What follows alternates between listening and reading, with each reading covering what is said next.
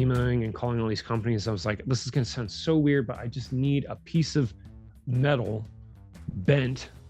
It needs to be laser cut, and then it needs to be bent. That's all it needs to happen. But it needs to be done right. Like it comes down to the QC finish of the product needs to be very nice. That was the trickiest part, was finding someone that could cut, bend, and paint our products as best as possible.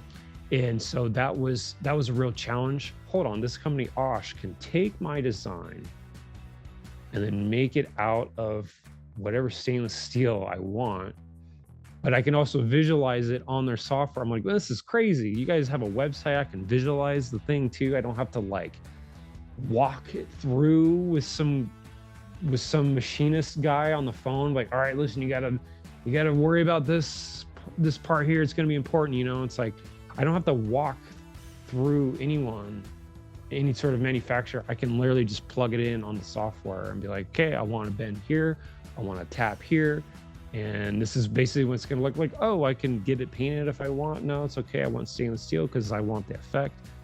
Oh, wow, this is really cool. All right, let's see what happens. And we got our first design made with you guys, and it worked beautifully. If anything, we were kind of living in the past a bit, and now we're living in the future.